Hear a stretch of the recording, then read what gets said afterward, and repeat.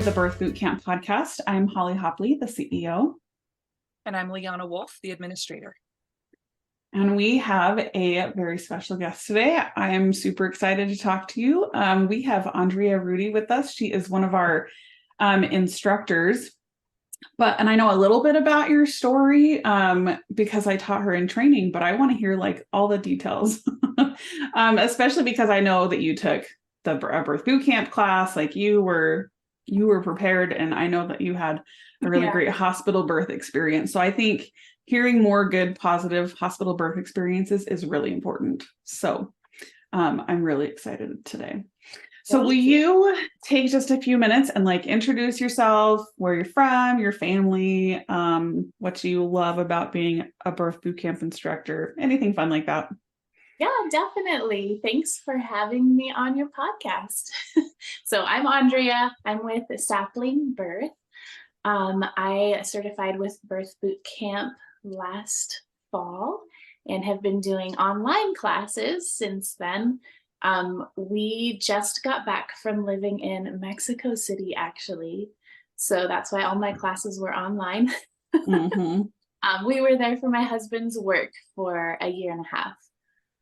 But we just moved back to our hometown. I grew up here in Fort Collins, Colorado, and we're just going to be settling here. I'm going to start classes up later this fall in person, and I think I'll keep the online classes because those hybrid, like online, like those are, it's worked out for a lot of our instructors and we love it. So, yep. Yeah, I love not just limiting it to only Fort Collins area. Mm-hmm. Yeah, but I first heard about birth boot camp when I was pregnant with my first baby. My doula recommended the online class because it was kind of in the middle of COVID. There wasn't a lot available in my area for in-person classes that were also independent from the hospital. So we went ahead and started the birth boot camp course, and it was awesome. It was just balanced and factual, and we didn't feel like anybody's agenda was getting shoved in our face one way or the other. We were just able to get knowledge to make our own decisions and come up with the birth plan that felt best for us. And yeah, like you said, as a result, I feel like we got to experience a really beautiful hospital birth, which I'm really passionate about sharing that with women because, yeah, I think, while I mean, I love birth center, home birth, all of that, I think anybody can also experience a really beautiful birth in a hospital too. So, yeah. But I am currently pregnant. I'm at 34 weeks right now. That's exciting. Yeah, yes. And I just went on maternity leave, so no classes offered right now, but later this year they're coming back. Yep. I think that's smart. I wish more women got to like take some more time off and rest and like do all the things. So yeah, I love it. That's a whole other conversation about right. Maternity leave. Yeah, we could talk about that forever. Yeah. So tell me, like, sorry, what were you gonna say? So with your first baby, so you took the online class, but like what other things did you do to prepare? Like, did you practice anything? Did you like kind of what all did you do to prepare? Yeah, so the first thing I did is I hired my doula. Her name is April. She's somebody that we knew already. She's like a family friend.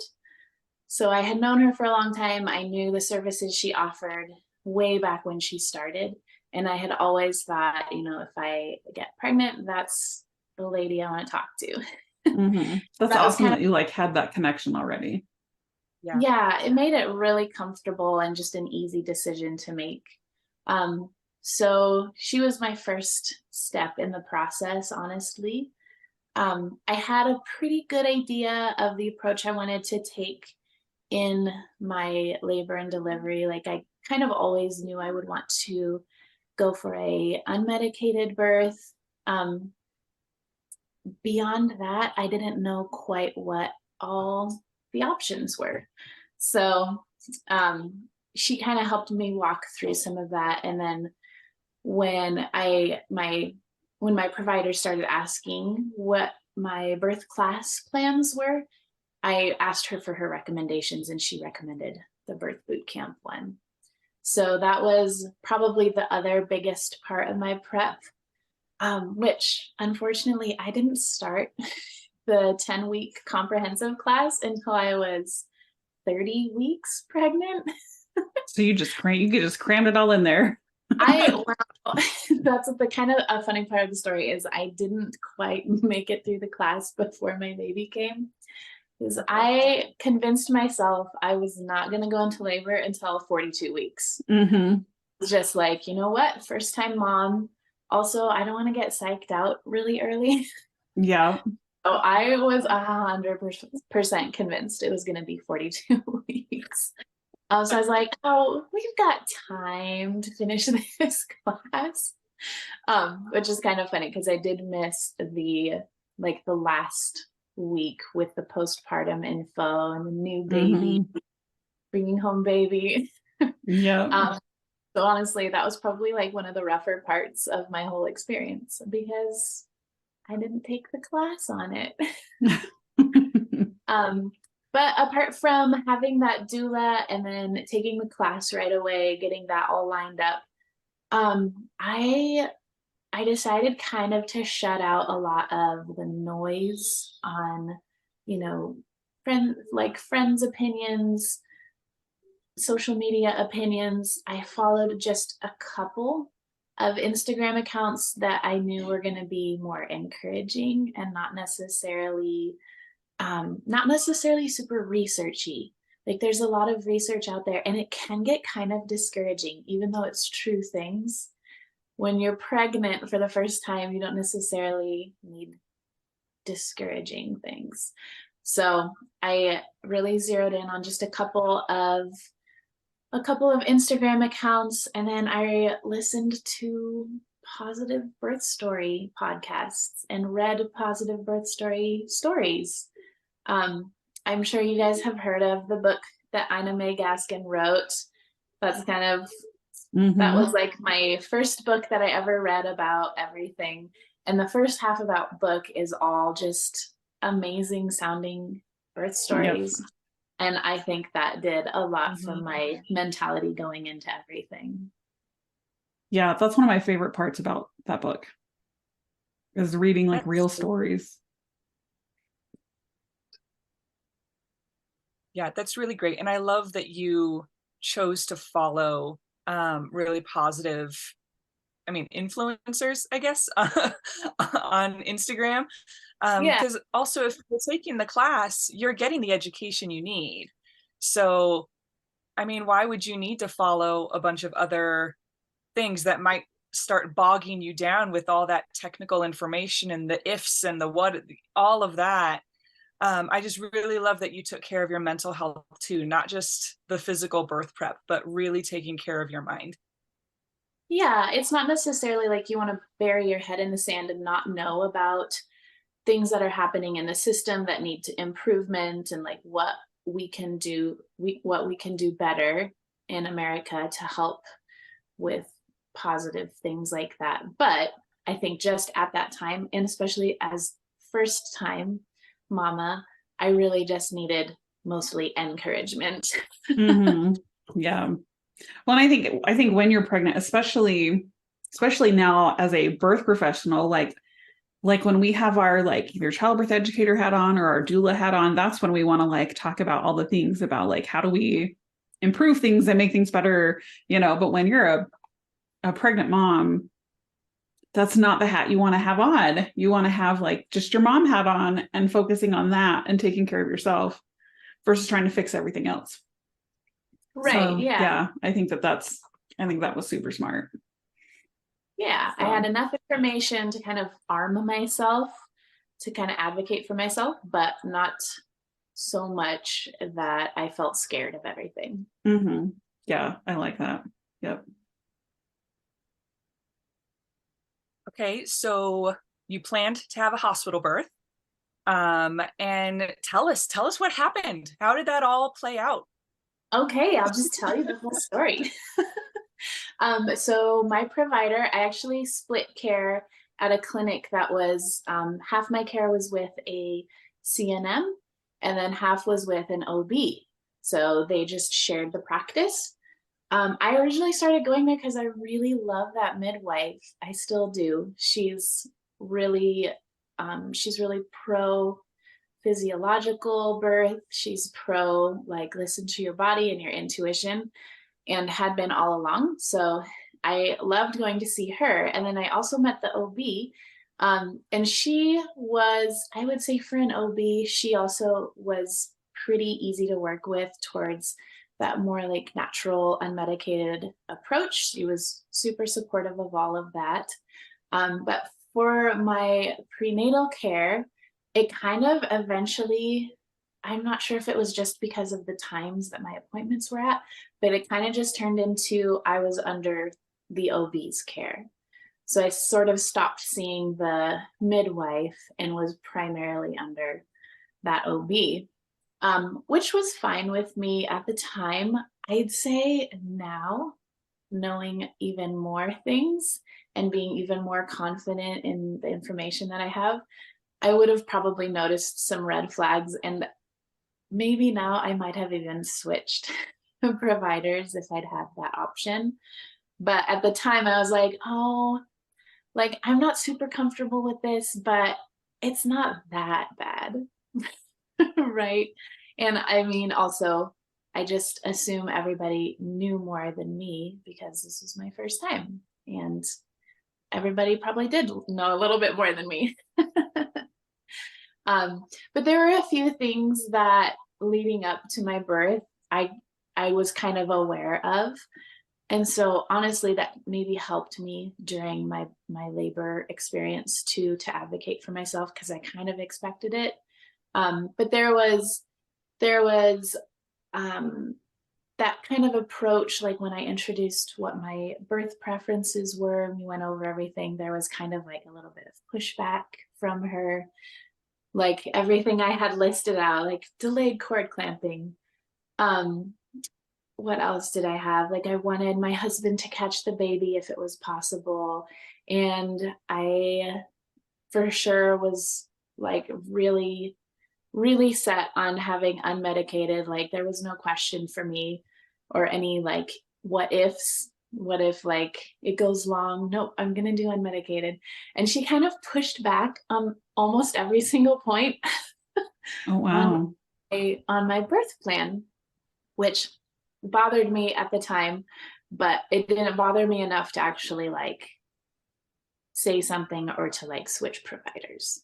Mm-hmm. Which who knows? I don't really have any regrets, but who knows what maybe different choices I would make now. Right. Yeah.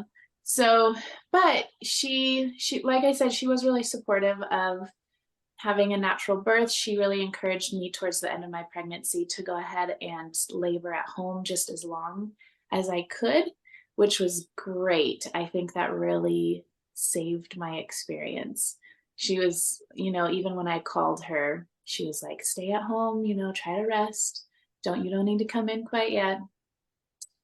Okay, but anyway, moving into the actual labor. So, like I said, I was really convinced I was going to go all the way to 42 weeks. So, I didn't quit my full-time job until I was at 39 weeks. So, it was like that Friday, I packed up my office and came home, and I was like, oh, this is going to be great. I'm going to have like 2 or 3 weeks to like settle in and figure out the car seat and set my baby's nursery up. Like I hadn't done any of that. And finish my birth class, right? And so that was Friday. And then that Sunday night, we had like our Bible study group over. And it was like a really sweet time, seeing all our friends, having our study, and everybody left. And then that night, like 1 hour after that. Wow. So I had 2 whole days off from work. But the first thing that happened was I felt my mucus plug release. So I knew what to look for. We had just taken the class, so I kind of knew all of the signs of early labor and what different things can happen because it's different for everybody. So saw the mucus plug and knew what it was, and I decided not to get super excited about that because that could mean imminent labor, or it could mean you've got a long time and we're just prepping. So I didn't get too excited, but it was kind of like, oh, cool, like it's working. I mean, it tells you your body's doing something. Like, Yeah, Right. yeah, Mhm. like the process is beginning. So, but I knew that could be a sign that things might happen soon, and this is kind of hilarious. My husband and I, we were like, okay, well, if something were to happen tonight or like within the next few days, like there's 6 weeks of not getting to be intimate with each other.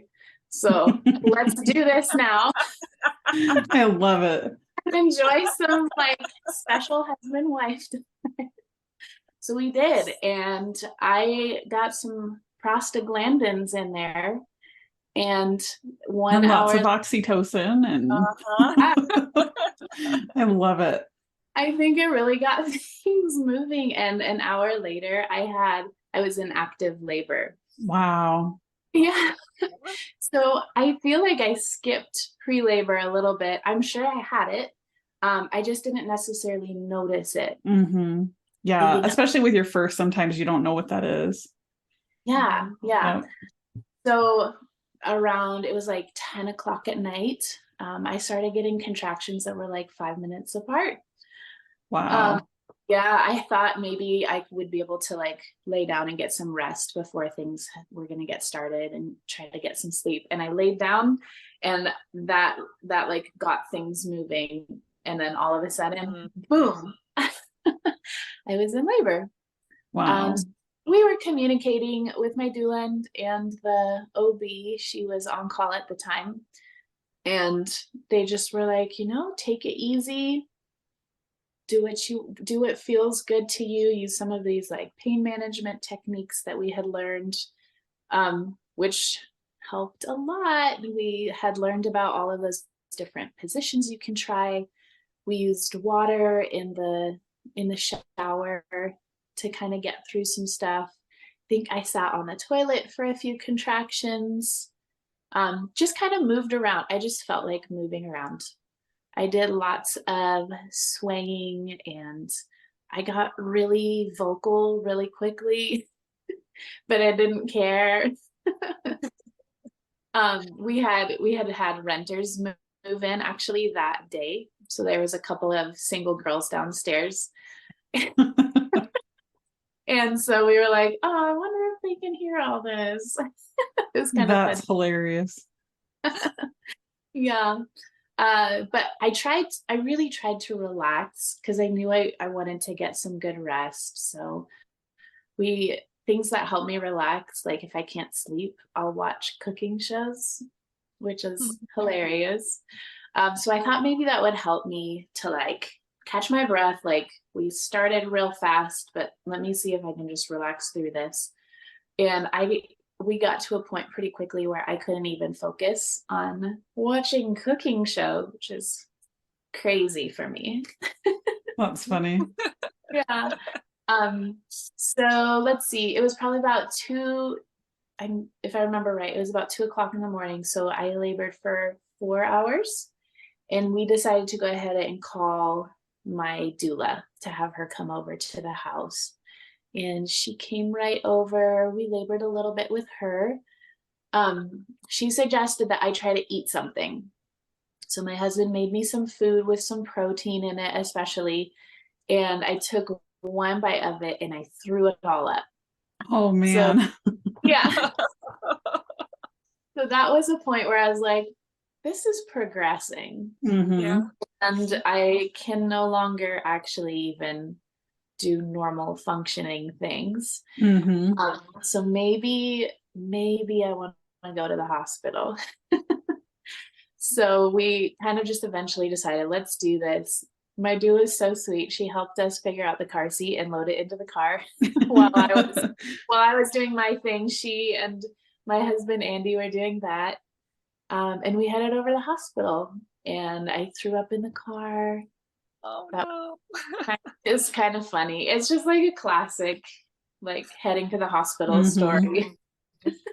We got there and it was funny when we got to the hospital, they were doing some renovations and the elevators weren't working. Oh So no. I know. No.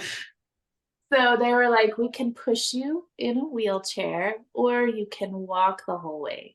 And for some reason, I could not stand sitting. Like even on the ride over to the hospital, I couldn't sit in the seat. I had to be kneeling. And I was like, we're gonna have to walk. And Wow. I think maybe that helped It actually. probably did. Yeah. Sometimes I think you get to mamas get to the hospital and it can slow things down because there's this huge transition. Suddenly everything gets really hectic, you know? There's that Mhm. like kind of nervous feeling. But I think because I walked all the way up to labor and delivery, up some stairs really slowly, um, Gosh. I think that actually helped my body just keep it moving. Mhm. So by the time I got to check in, I felt myself really going into labor land. I could barely like write and sign my name and tell them basic information about myself. So we were pretty far along. And we met us there. She checked me and she said I was at 8 centimeters when we got there. Wow, that's awesome. It was. Nice. That was really encouraging to hear. I I don't know that I would ask to know where I was at now. Like that might Mhm. be different for me now.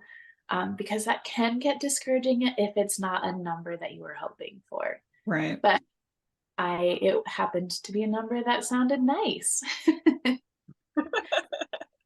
Um, so I would say at that point, I started kind of not enjoying the process very much. You know, I was really focused and concentrating, you know, getting through contractions that were pretty intense at that point. And I knew I could do it, but it became less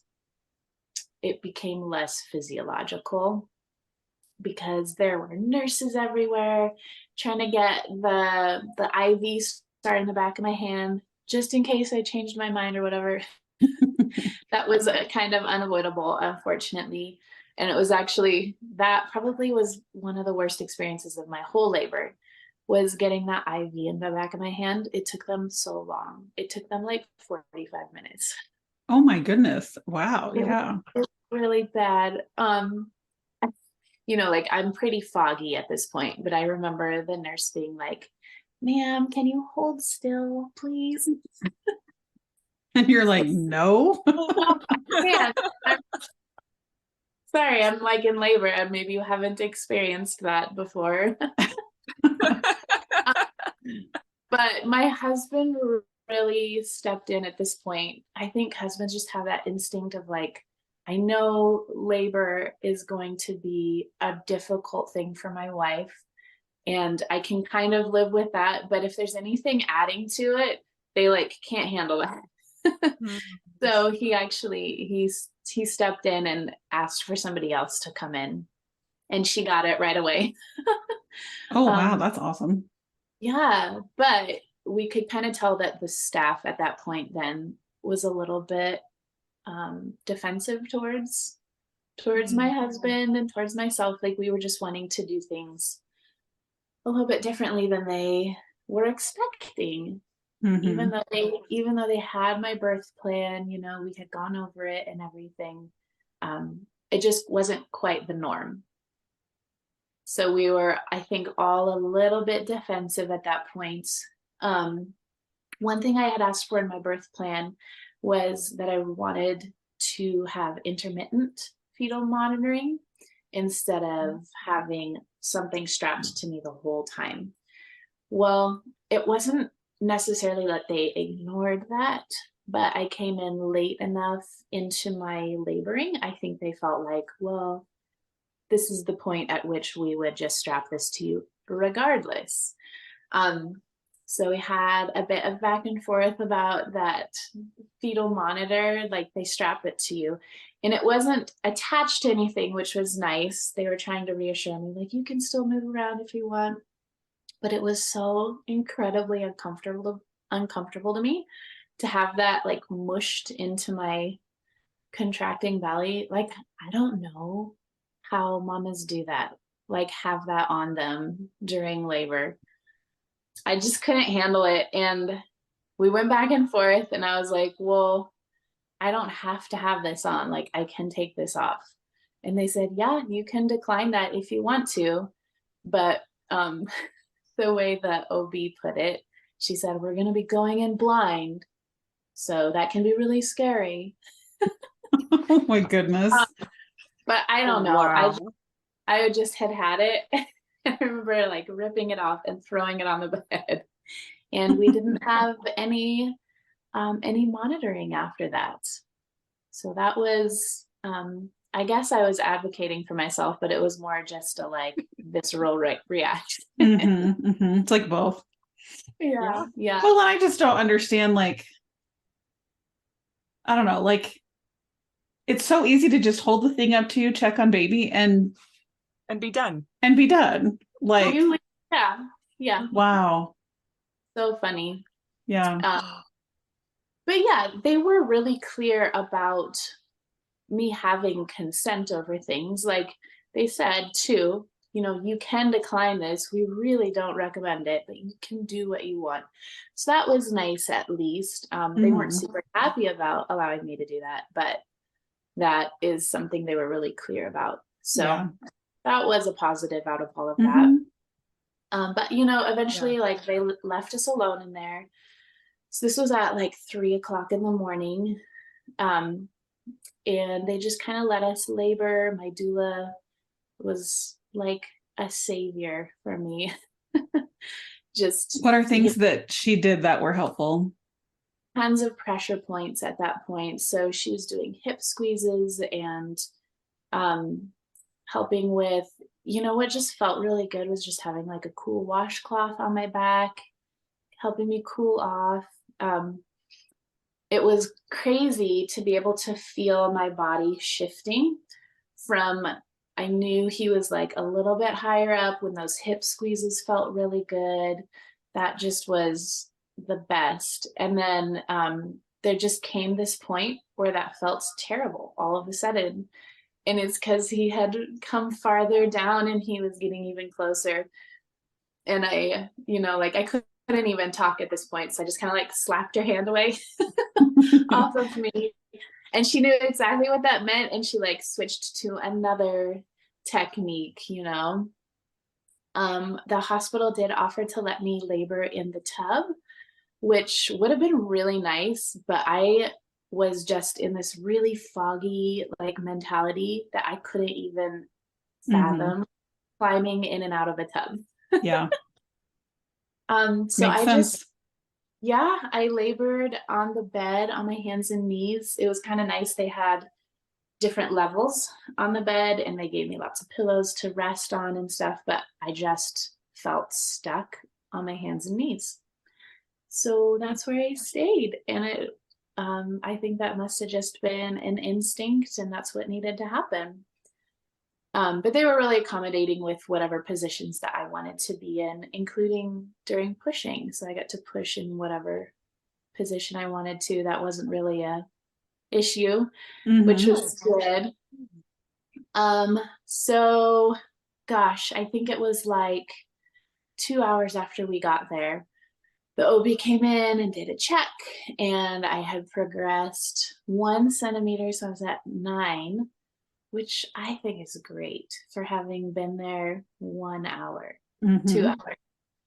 And she said, well, do you want me to break your water now? And I was like, it just kind of caught me off guard because we had been doing so much kind of pushing back and stuff. And I was getting a little bit tired, I think, mentally of having to do that. Mm. So all I could say was like, can I think about it? Like, something about that doesn't seem quite right to me, but let me think about it. And she came back in a couple minutes later and I said, no, I don't want you to break my water. I want it to happen on its own.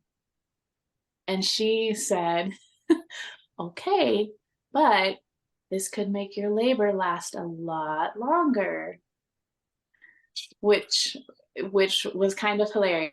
So my doula and I laugh about this to this day, because 5 minutes after she left the room, guess what happened? My waters broke. So it was just, like all of those little things of having to say, no, thank you. I'd like to decline that. No, thanks, please. They just kind of add up, I think. So even though I was still able to listen to my body, I was avoiding a lot of these kind of interventions and things. So I was having like that physiological experience. I still had to work a lot mentally and like psychologically advocate for myself, which I'm so glad that I had the knowledge to do that, even while I was in that like foggy Laborland state. I was able to remember those things I had learned. But it was just something that we had to kind of push a little bit. Yeah. Yeah. So pretty soon after my water broke, I felt myself going into transition.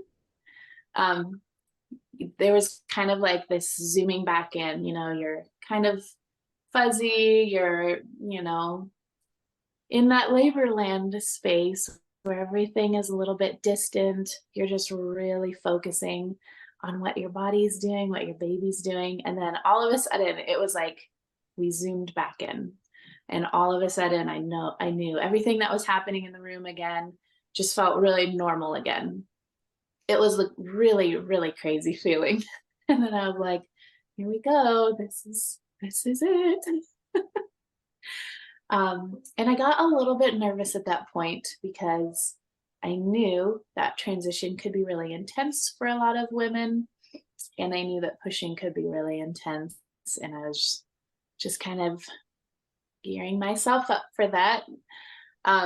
So I used that time to rest and kind of relax between my contractions, really spaced out at that point, and hydrate. My doula kept making sure I had lots to drink if I wanted it. And I almost felt myself sort of like drifting to sleep in between contractions, which is nice to be able to have a little bit of a boost of energy before pushing. And then all of a sudden I felt that pressure and I wasn't quite sure what to expect, but man, you know it when you feel it. It actually felt like he was going to fall out of me. And I remember sitting up on my knees and like holding him in because I'm like, is he falling out right now? And so everybody came rushing back in. And when I say everybody, I mean everybody. Flipping the bright lights on, making me feel like a science experiment. So when that all happened and things started to feel really hectic in that room, I tried my absolute best to just close my eyes and ignore everybody. My doula was up by this side of my head and Andy was by this side of my head. And I was just like, the three of us like focused on each other while they all did their chaotic hospital thing. The staff was really great about letting me do what I wanted when I pushed. So, she was talking through some of the things with me, but she wasn't necessarily coaching me, which is really great. I think that made my whole experience. I was really able to listen to my body. Whenever I felt like I was at the top of a big contraction, I just felt that urge to push. It's wild. It's like one of the most wild physical feelings you can feel. And I just went with it. I knew I didn't want to push too quick, like too soon before my body was telling me to. And then you get wild. I remember being so noisy and making lots of really crazy sounds and growling and roaring. But that's what felt best. And Mm-hmm. my body was doing what it needed to do. And everybody was kind of letting me alone, which was awesome. That's great. Yeah, yeah. I was just very, very focused and concentrating. And so I couldn't quite remember how many pushes, but my doula was timing everything, and it was about 20 minutes. And he came out. Um, Really, I feel like that was a big part of that physiological experience. I remember having this urge to reach down and to touch his head to see if his head was there. And this is probably like the one thing that I regret that whole experience is psychologically, I was just at a place of not wanting to fight people anymore. And for some reason, I thought I was like scared if I reached down that the OB was gonna like say something like, you can't do that. Don't touch down there, please, or whatever. And I just Mm-hmm. couldn't. It was really a weird thing to think because I really don't think that would have happened. But I just Right. couldn't. But I could see how you felt that way in the moment with like Yeah. everything that you've been like, trying to fight for. Yeah, yeah, exactly. I didn't want to ruin the cool thing that was happening. And I just didn't feel like fighting anymore. So I didn't reach down. And that kind of like it's something I think about still. Like, man, I missed something really cool because I was kind of scared of something. But um that's kind of a bummer. But all in all, pushing stage was really well managed for the setting that I was in, if that makes sense. Mm-hmm. Yeah. Um, yeah, and she did not let my husband catch the baby, unfortunately, because I didn't have that monitor on. She was pretty sure she needed to be right in there. So, Wow. but she must have seen that everything was great. I knew he was perfectly healthy. And she must have seen that as soon as he came out, and she just passed him right to me through my legs, and I got to hold him immediately. Mm-hmm. That was also awesome. She just was easy about letting us have a few moments. So did And you deliver on hands and knees? yep, yep. Yeah, for Nobody, a hospital birth, that's pretty awesome. Yeah, that's yeah, great.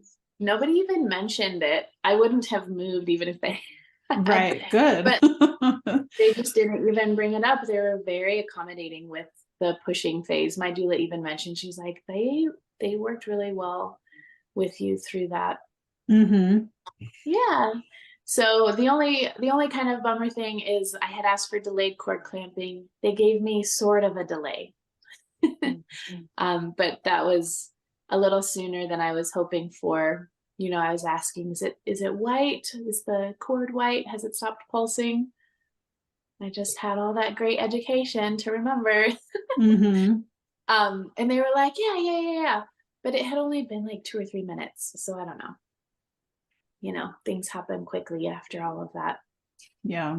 But that was everything. After that, it was pretty good. I delivered the placenta. They did give me Pitocin just automatically.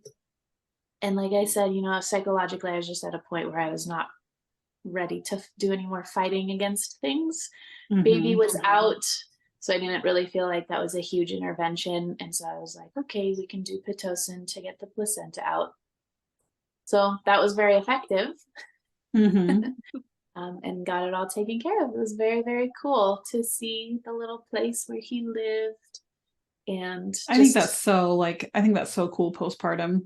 I think every like mom and dad should like see like where their baby was living, and yeah. I think And you that's get to cool. see what your body made. That's Yeah. awesome. Yeah. And then my doula helped us get started with breastfeeding within that first hour, which I'm also really grateful for. She was there to do that. Um, got him started, and breastfeeding was a great experience for me. There was some rough spots, but I think getting him latched within that first hour and having her kind of expert advice there right away really helped us get established well. Mm-hmm. Yeah. But yeah, that is my whole birth story. It really was like a positive experience afterwards. I remember looking up at my husband being like, that was beautiful. I want to do this so many more times. Mm-hmm. Well, it's good when a mom's like, all right, I can do that again. Yeah. I love that. Mhm. So, I mean, that was awesome. And now you are getting ready for number 2. So what are your plans? Like, are you preparing anything differently? Yeah, just, I mean, have you, you're now trained as an instructor. So how has that really influenced how you're prepping for this baby now? Yeah, that has actually added so much to my knowledge base between baby number 1 and baby number 2. I am going to do things a little differently this time, even though I really felt like I had a positive experience at the hospital. I decided to go with a birth center this time. I would love to do a home birth at some point. Just our life situation right now is making that not possible. So we're really, really lucky. We've got an amazing birth center in our area. So that was my first choice. And we were able to do that this time. So that's a big change. I did just want to be in an environment where I wouldn't have to do as much advocating. I know I can do that now. I feel empowered and equipped to speak up for myself, even in the middle of labor if I need to. But if I wouldn't have to, that would be great. So I think I'm going into this birth differently because I was a lot more aware of what to look for in a care provider, asking a ton of great questions and feeling a lot more confident to switch if I needed to. I think I was just a little bit more like nervous and naive. I like with my first pregnancy thinking like, no, they know more than I do. I'm not going to switch or anything like that. This time around, I feel a lot more confident to do that if I needed to. But thankfully, the midwives that I have met with at this birth center, we've all been on the exact same page. I feel super comfortable with their care and their approach. But yeah, other than that, a lot of my prep is kind of the same. Like, not necessarily at this point in pregnancy anyway, not necessarily looking at lots of the like scary statistics and lots of researchy things, but trying to keep it positive with some great podcasts. Like I've listened to the Birth Boot Camp podcast the last couple of weeks. We've had some good birth stories. There's really just a plethora of great resources for positive birth stories, home birth, birth center, and hospital ones. So I found a lot of those, listening to those, reading the stories. I still follow those few like initial like social media influencers, I guess, that I had done with my first baby. And I still love their opinions and advice and their stories that they share. So that has been all the same this time around. I really liked doing that. Yeah, I think that I always like people like always look back and they're like, well, I would do this differently and I would do this differently. And I was like, well, you did the best you could with that time, when you were in that place, you did the best you could. But now with baby number 2, then you can kind of look back and decide what you want to do this time. So I love that you're doing all that stuff. Yeah. Are you looking forward to anything about this labor or birth or anything you're really excited about? Yeah, definitely. So this time around, I have the option to have a water birth, which is not an option at the hospital. So I'm excited. I really would love to do that. I would really love to be able to catch my baby myself. So I think a water birth might make that even more possible, just with positioning and stuff. Mm-hmm. It's not necessarily a make or break though. Like, I know I'm just going to be kind of listening to what my body wants to do. And if my body's like, I don't want to be in the water, Right.